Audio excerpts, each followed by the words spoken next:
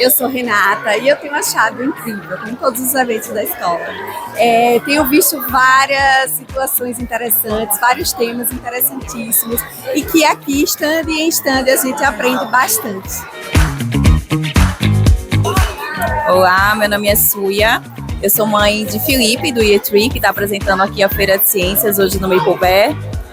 A feira eu estou impressionada com a criatividade das crianças, o quanto elas se envolveram, estudaram, como uma apresentação delas está segura. Eu acho que esse evento estimula o desenvolvimento, a criatividade delas, a independência, e a gente está muito feliz com o resultado. Olá, meu nome é Djalmi, sou o pai de Felipe. Estou muito orgulhoso de Felipe e de todas as crianças, porque realmente é um evento muito importante, um evento que realmente mostra a criatividade das crianças. E a escola também está de parabéns para o evento. Parabéns, Maple Bear. So we are here in the Maple Bear Science Fair. It's one of the greatest events of English here in the school. It's very important because this is the opportunity for the kids to show everything they learned during the year. So they're showing every single unit that they learn in science.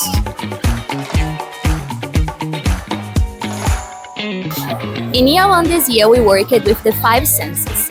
It is gratifying to see the work the students did together with their parents at home, because even if the parents sometimes don't know English, they put the effort to work together with the students to make this fair become our biggest event of the year.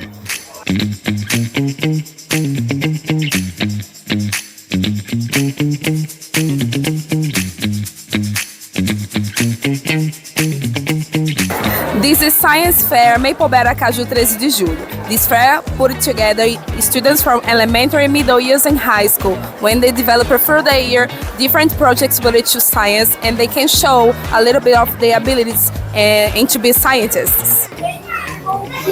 Hi, my name is Maria Cecilia and I am going to talk about camouflage. Camouflage, it is really used by a lot of animals to protect itself about predators. 3 types of predators. It is the lion, tiger, and leopard.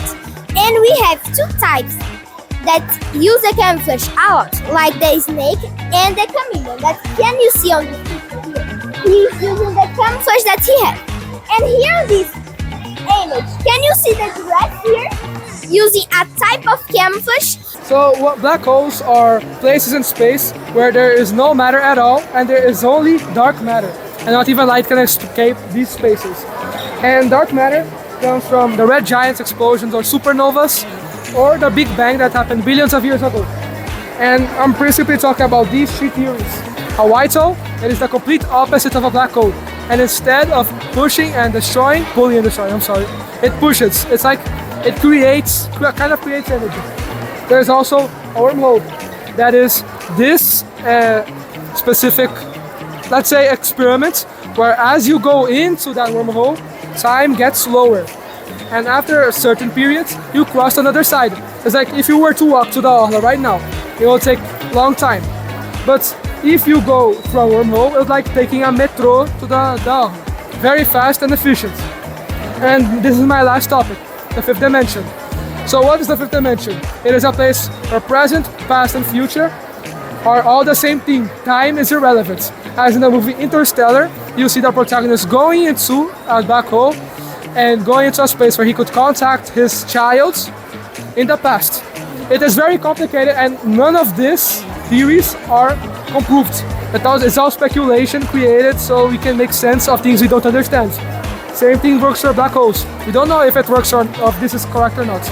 All speculation. Thank you very much. You're welcome.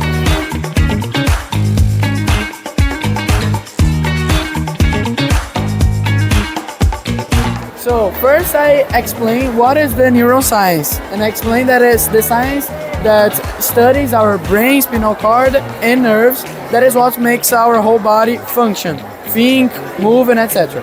Then I introduce the neurons that just functions to send information or receive with the neurotransmitters. I have here some types of the neurotransmitters like dopamine that help to control our movement and feel pleasure, or serotonin that affects our mood and sleep and etc. Here I have some representations of the cells of, for example, the noradrenaline and the dopamine and how they are created. And here, for example, with the junction of the tyrosine with the dopamine, and then the noradrenaline we have adrenaline. Here I explain all this chemistry behind it. Here I talk about how it can helps and how it can cause harm to our body. For example, we have some medicines that use the neurotransmitters to help us. For example, the antidepressants that increase our levels of serotonin, make us feel happier and increase our mood.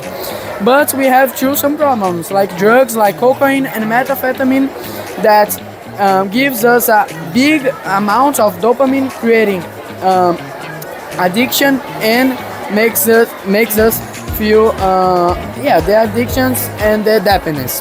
And here we have the conclusion that I talk about how it's important knowing ourselves by this silent function in our body, because we are not always viewing all the things happening, and how it's important to help each others with this medicine.